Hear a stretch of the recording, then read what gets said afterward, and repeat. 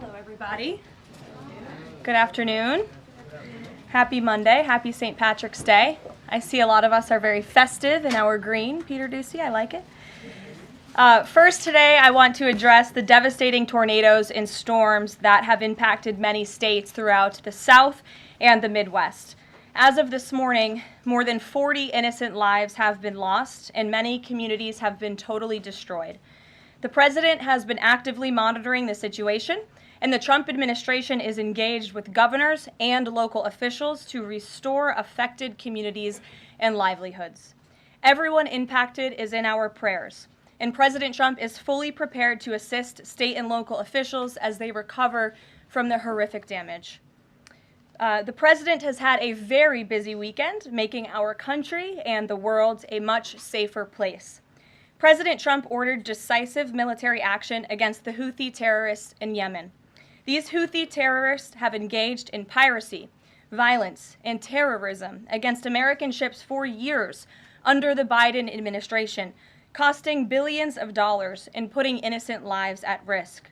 Joe Biden's pathetic weakness invited these unacceptable attacks.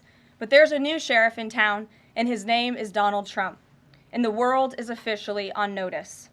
America has a commander-in-chief whose peace-through-strength approach is unwavering and should not be tested. As the president said, no terrorist force will stop American commercial and naval vessels from freely sailing throughout the world. Houthi terrorists and their Iranian backers should not cross President Trump again, and the president has made that clear today.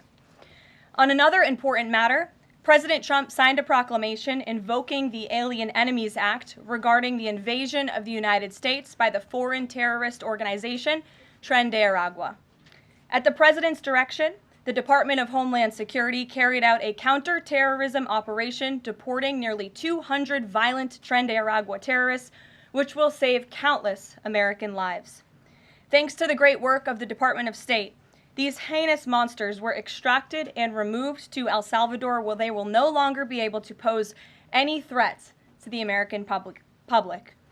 Tren de Aragua is one of the most ruthless terrorist gangs in the world, and they are responsible for some of the most heinous crimes that have occurred in our nation's history in recent years, including the savage murders of beautiful Laken Riley and Jocelyn Nungray.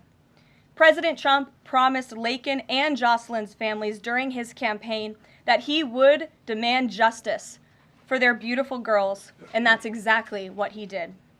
As the president acknowledged during his inaugural address on January 20th, he pledged to invoke this act, and he has no higher responsibility than to defend our country from threats and invasions. President Trump will continue his historic efforts to seal the border and prevent these illegal invaders from coming here in the first place.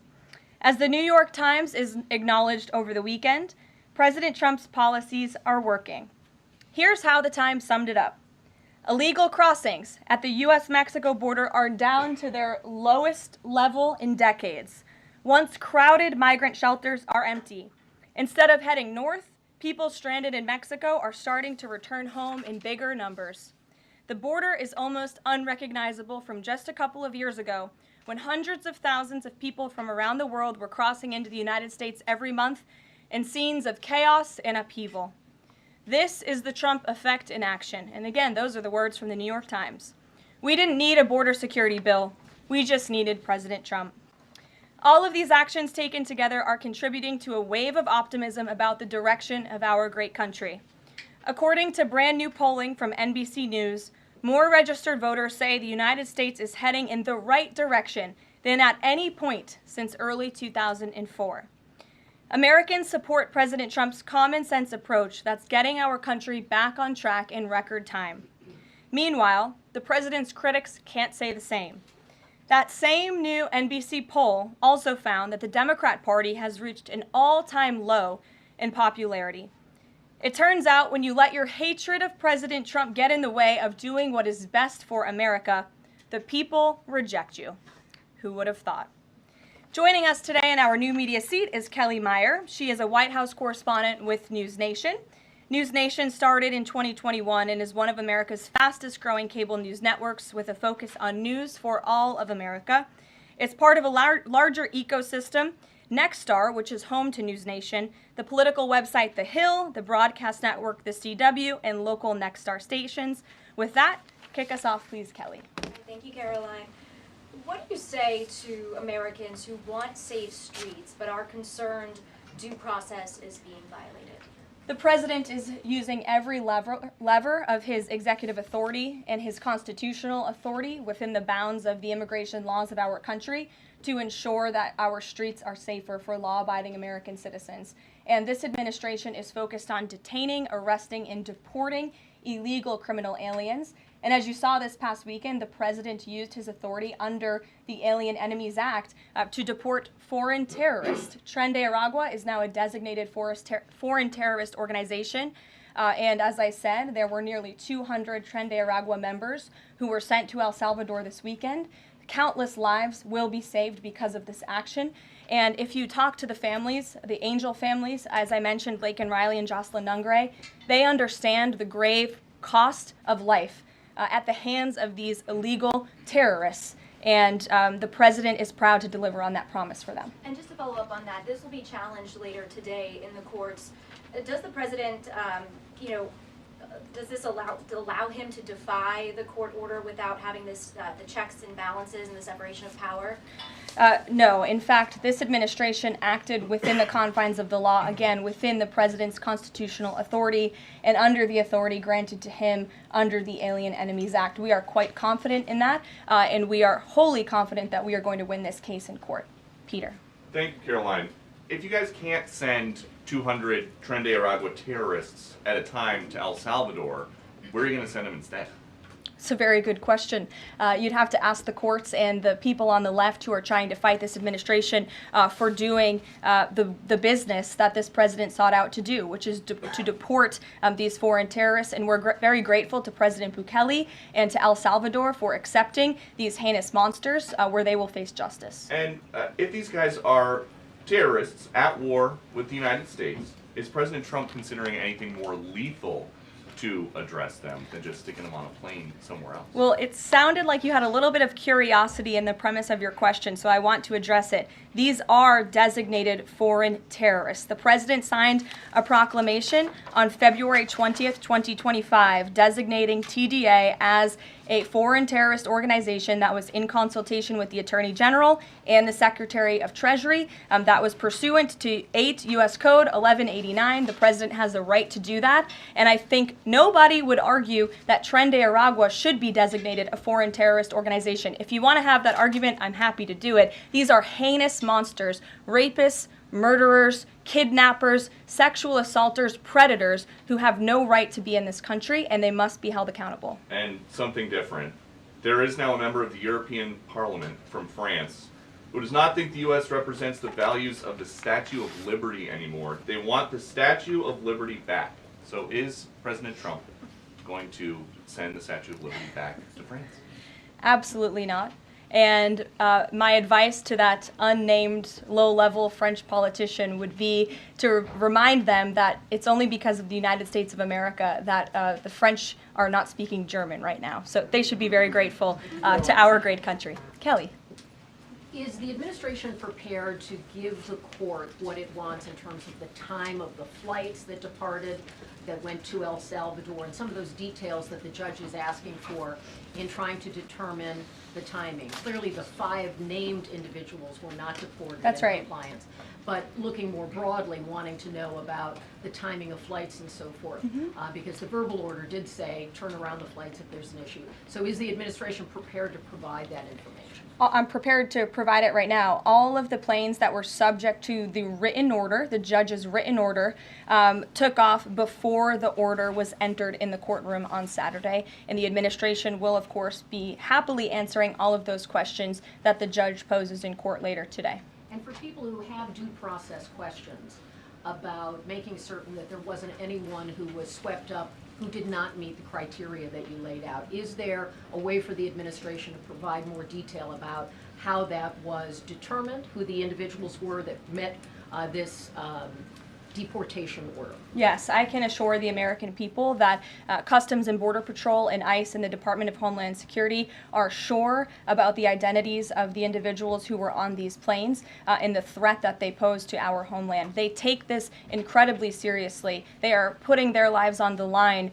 to deport these designated terrorists from our country, and they should be trusted to do that. And that's exactly what the American people elected this president to do. Thanks, Caroline.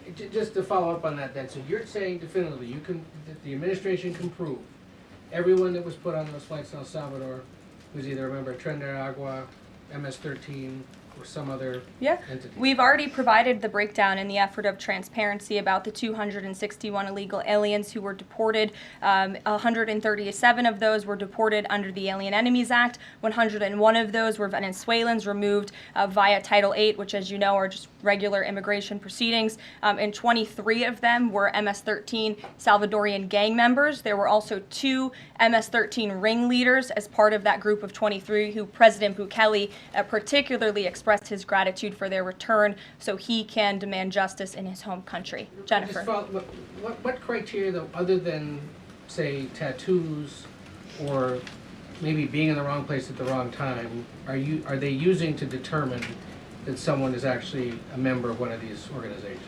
Intelligence and the men and women on the ground in the interior of our country who are finally being allowed to do their jobs. Their hands were tied under the previous administration, and as I said, they take their jobs very seriously. They should be trusted and respected by the American public with this operation. And of course, as I said to Kelly, the administration will provide all details to the questions that the court poses. Jennifer.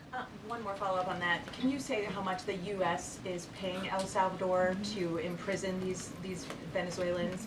And then a different question on Russia. I was wondering if you could give us an update on the ceasefire negotiations, and is there anything you can share on the list that Putin passed along to President Trump for the things he's requesting? Sure. To your first question, it was approximately $6 million to El Salvador for the detention of these foreign terrorists. And I would point out that is pennies on the dollar in comparison to the cost of life and the cost it would impose on the American taxpayer to house these terrorists in maximum security prisons here in the United States of America. And I would echo the message of our Secretary of State, Marco Rubio, who expressed his gratitude to President Bukele and El Salvador's government for their cooperation in this deal. As for Russia, as you know, the president announced last night on Air Force One on his return from his very busy weekend in Florida that he will be speaking to President Putin tomorrow. I won't get ahead of those negotiations, but I can say we are on the 10th yard line of peace, and we've never been closer to a peace deal than we are in this moment. And the president, as you know, is determined to get one done. Sure, Caitlin. I have 2 questions for you. One on the flights, but first on the president's post overnight, saying that the pardons that were issued by President Biden preemptively to members of the January 6th committee, that they're now null and void. Have attorneys here at the White House told President Trump that he has the legal authority to undo a pardon simply because it was signed by auto pen, as he said? The president was begging the question that I think a lot of journalists in this room should be asking about whether or not the former president of the United States, who I think we can all finally agree was cognitively impaired. I know it took people some time to finally admit that, but we all know that to be true, as evidenced by his disastrous debate performance against President Trump during the campaign. I digress on that. But the president was raising the point that did the president even know about these pardons?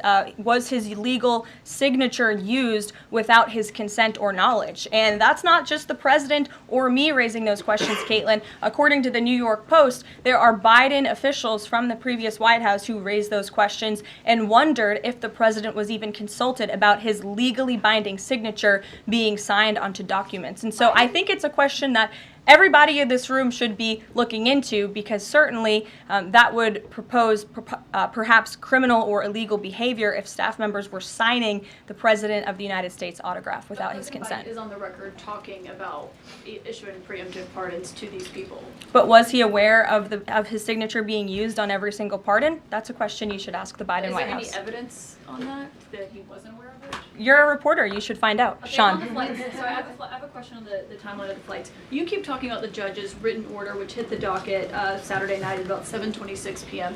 But he issued a verbal order before that at about 6:45 and 6:48 p.m. based on the court hearing. A verbal order from the bench. Does the White House feel the need to comply with a verbal order from this judge? Again, as I said, all of the planes subject to the written order of this judge departed U.S. soil, U.S. territory before the judge's written order. But what about the verbal order, which of course carries the same legal weight as a written order, and said for the planes to turn around if they were Well, in the air? there's actually questions about whether a verbal order carries the same weight as a legal order, as a written order, and our lawyers are determined to ask and answer those questions in court. Sean. Hey, so on Friday, the president suggested at length that it should be illegal to criticize judges, but he has repeatedly criticized judges who rule against him, and Elon Musk is calling for impeachment of judges who have opposed the administration. So how are those two things not in conflict? I have not heard the president talk about impeaching judges. I know you mentioned Mr. Musk's tweet, but I have not heard the president of the United States ask that. Mary. Hey, thanks, Karoline. I wanted to ask about this video I saw this morning set to the tune of, I believe, Closing Time, about deportations of illegal migrants. What's the strategy behind the White House's videos they've been putting out on this, and can you kind of talk us through the thinking on these videos? Sure. I think the White House and our entire government clearly is leaning into the message of this president. And we are unafraid to double down and to take responsibility and ownership of the serious decisions that are being made. The president was elected with an overwhelming mandate to launch the largest mass deportation campaign in American history, and that's exactly what he is doing. And to this very day, we are now, I think, 56 or 7 days into the administration by my count. The president still receives an overwhelming public support for the policies that he is enacting. So we are unafraid to message effectively what the president is doing on a daily basis to make our community safer. And the specific video you referenced, I think it sums up our immigration policy pretty well. You don't have to go home, but you can't stay here. Go ahead. Thanks, Caroline. I have two questions. First, will President Trump put sanctions on Russia if the talks on Tuesday don't go as hoped? And secondly, have any illegal immigrants self-deported through CBP home yet? To your first question, it's something the president has floated, and certainly he's willing to do if necessary. I don't have anything to read out, and I would never get ahead of the president on such a serious decision. To your second question about the CBP Home app, I would have to check in with the Department of Homeland Security, but it's a great question, and we're very proud to repurpose this app, which the Biden administration abused to facilitate the mass illegal entry of illegal immigrants into our country. It was like a fast pass at Disneyland. That's not happening under this administration. We are encouraging illegal immigrants to actively self-deport to maybe save themselves from being in one of these fun videos. Caroline. Sure. John, good to see you. After President Trump strafe-bombed the Houthis yesterday, he said that if they retaliate, he was going to personally hold Iran accountable for that. Holding them accountable, what would that look like? Well, I would defer you to what the president put out this morning, John, where he said very clearly, I will read it, "Let nobody be fooled. The hundreds of attacks being made by Houthi, the sinister mobsters and thugs based in Yemen, who are hated by the Yemeni people, are all created by Iran. Any further attack or retaliation by the Houthis will be met with great force, and there is no guarantee that the force will stop there. Iran has played the innocent victim of rogue terrorists from which they've lost control, but they haven't lost control. They are dictating every move, giving them the weapons, supplying them with money and highly sophisticated military equipment, and even so-called intelligence. Every shot fired by the Houthis will be looked upon from this point forward as being a shot fired from the weapons and leadership of Iran. And Iran will be held responsible and suffer the consequences, and those consequences will be dire." That is a statement from the President of the United States just moments ago. I have nothing additional to share, but our message to Iran is you better take this president seriously, and I think the Houthis learned that the hard way this past weekend. As I said in my opening remarks, there's a new sheriff in town, and this president is not just going to sit on his hands and allow terrorists to launch attacks on commercial vessels and U.S. naval ships. Those actions will not be tolerated. Sure, Edward. Yeah, thanks. Karoline, on the economy. So after mostly a down week last week in the economy, you've been very vocal as well as other cabinet members about how we're in a transition and about how this economic transition, and there's a plan, a long-term plan for tariffs on this. How concerned is the president that the markets and Americans, for lack of a better term, will freak out over these tariffs and be concerned about a long-term plan? Sure. I think I've been asked this question and answered this question respectfully, Edward. We are in a period of transition. The president has made that clear. He also has made his belief in tariffs and what they will do for our great country clear, restoring wealth back to our country. And if you look at the president's first-term economic formula, massive deregulation, tax cuts, lowering the cost of living with an energy boom, which the American people can expect soon. Wall Street and Main Street should both be assured by what President Trump did in his first term. It's the exact same formula. In fact, I would argue it's even better this time around. And if you look at some of the economic indicators in the last week, the latest CPI report last week beat expectations. Inflation is cooling. Core inflation dropped for the first time in 4 months. The national average of the price of gas is down 42 cents from 1 year ago. And there was also a new report out this morning about wholesale egg prices. They continue to fall. A dozen eggs are now $3.10 cheaper since January 24th. First, that's a 47% decrease overall. So I think the American people do have great reason to be optimistic about this economy. And as I've said repeatedly, it continues to be true. The administration has a whole of government effort to fix the economic mess created by Biden. So the president's pointed to that April 2nd tariff deadline, so to speak. Is the tariff back and forth sort of done now? We're just all looking towards April 2nd?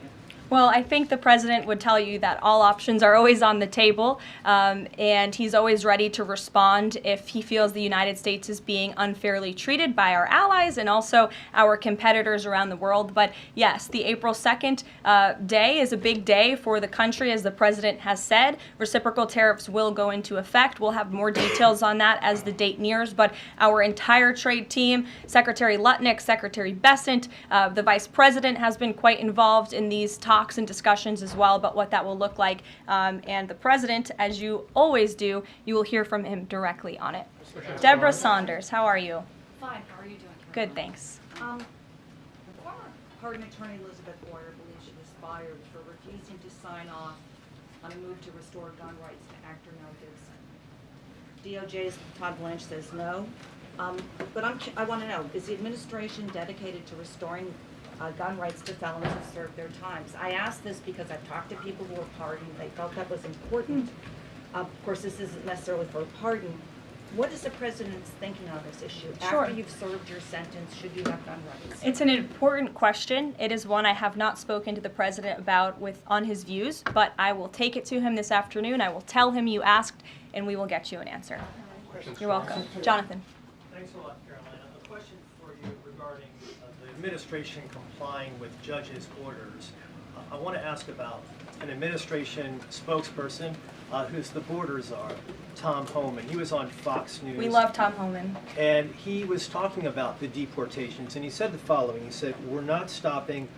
I don't care what the judges think," which seems to me, just reading that, that you don't care what orders come from the federal bench. Is that the case? Can you clarify that, please? Well, I think since you just quoted Tom, I'll quote Tom. He said, "I don't care what the judges think, but I can assure you that the administration is complying with the court order." And as I've said repeatedly from this podium, all of the flights that were subject to the judge's written order departed before the written order, and we are prepared to make that case in court later this afternoon. Reagan. And then if I could, on Russia, the president, as you pointed out, Caroline, made some remarks on Air Force One coming back from Florida, and he seemed to indicate that the conversation tomorrow concerns essentially dividing up assets, dividing up territory associated with the war in Ukraine.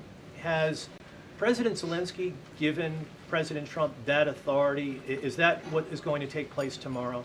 Well, as you know, the president and his entire national security team have been engaged directly with President Zelensky and the Ukrainian team, and that has been part of the discussion between the president's team and the Ukrainians. As for where those lines will be drawn or any specifics, I am not going to get into that from this podium. It would be unwise for me to get ahead of the president's call with President Putin tomorrow. But again, I can assure you, in the effort of transparency, as this president always does, you will hear from him or one of us directly after that phone call tomorrow. Reagan. Thank you, Karoline. There's a lot of focus on the judicial branch right now. The president has about 40 judicial appointments that he could make at this moment. Do you have an update on what the timeline would look like for those judicial appointments? And does the president have a list of potential nominees that he's vetting? I do not have an update on a timeline, nor do I have a list, but I can certainly have our team gather that for you and provide it. You're welcome. Sure. Go ahead. Sure. Thank you, Caroline. So the president is visiting the Kennedy Center this afternoon to attend a board meeting. A question about what happened a few weeks ago. The Kennedy Center got bomb threats targeting a performance by Shingyun Performing Arts, which is an American company showcasing China before communism. This company has been targeted, unfortunately, by the CCP for years. I'm wondering if this administration has a response to this, and also as the president is putting an emphasis on arts and culture, what's the administration's message to potentially foreign state actors who are trying to disrupt that in the U.S.? Don't disrupt it. This administration will take that very seriously and hold you accountable. We obviously condemn any violence or threats of violence against American institutions. And the president will be traveling to the Kennedy Center later this afternoon. I look forward to going with him. As you know, he is now the chairman of the board of the Kennedy Center, where he hopes to restore arts and culture that embrace American tradition, don't disparage it, as we have unfortunately seen over the past several years. The president will be doing a tour of the center. In his business developer mind, I'm sure he will make some recommendations on how the center itself can be improved, but also we'll be discussing perhaps some future plays and musicals and theatrical programs that the center will be hosting under his new leadership and the board's new leadership. Daniel. Will the president be discussing with Putin tomorrow the future of Volodymyr Zelensky? Sort of a follow-up to John's question. Again, I've been asked and answered this question now. I'm not going to get ahead of the president's discussion tomorrow, but after the phone call takes place, I can certainly provide a readout. Daniel. Caroline, thank you so much. You mentioned earlier in the briefing that you guys are at the 10-yard line of peace. Given the amount of progress that you've made in such a short amount of time, is that an indictment of the previous administration's foreign policy stance, and is it just more proof that you need to talk to people to sort of get things done? I think so. I think the previous administration is the reason this war began. As President Trump often says, this war would have never started if he were still in office. It only started because of the incompetence and the weakness of the previous administration, and President Trump is very proud of the progress that he and his team have made in such a short amount of time, and hopefully tomorrow that progress will move forward. Sure. Thanks. There have been some media reports just in the last few hours that the administration has decided to withdraw from the International Center for the Prosecution of the Crime of Aggression against Ukraine, which is designed to hold Putin accountable for war crimes. Are you able to confirm that? And if that has occurred, why has that occurred? I'm not able to confirm it because I have not heard that. I will caution, I know there have been many inaccurate and misleading reports from Reuters lately, so I would caution anybody taking that seriously, but I can check in and get back to you. Rachel. Thanks, Karoline. Is it the president's belief that the Justice Department should be investigating members of the January 6th Select Committee? Is he directing the DOJ to do that? As the president made it very clear in his address on Friday, I believe some of you were there, I was there, he made his vision for what he would like to see of the Department of Justice very clear, but he said that he has appointed great people in Attorney General Pam Bondi and also in our FBI Director Kash Patel to do what they think is best for our justice system and to stop the weaponization of justice that we saw under the previous administration against not just President Trump but his supporters as well. We want to restore the Department of Justice to an institution that focuses on fighting law and order and crime and putting real criminals behind bars, not targeting Americans because of their religion or their political speech. We saw that under the previous administration, and it's unacceptable to this president. And just to follow up really quickly on just Homan's comments from earlier, a few weeks ago in the Oval Office, the president said he will always abide by the courts. We heard what Tom Homan said earlier today. So I'm only asking just to be clear for the American people. It is the administration's belief that that you feel like you are bound to comply by the judge's orders? We are complying with the judge's orders. Question on the storm. Sure. What role does the president see for FEMA with these storms? He's talking about getting rid of FEMA, states handling their own disasters. Does he plan to change how the federal government responds to these storms? There hasn't been a change yet. That doesn't mean there couldn't be in the future. But as of right now, the president, the entire administration are actively monitoring the storms, as I said. In fact, before I came down here, there was an email note in my inbox from the Department of Homeland Security on what they are actually doing state by state across the board. So rest assured, Secretary Noem and her team is on it, and I would defer you to the Department of Homeland Security for any further details. One more question. The president referenced power plants with a conversation with Vladimir Putin. What is he referring to with power plants? What is that? There's a power plant that is on the border of Russia and Ukraine that was up for discussion with the Ukrainians, and he will address it in his call with Putin tomorrow. The nuclear plant. Correct. Okay. Yes. Caroline? Do you have a question? Yes. Okay.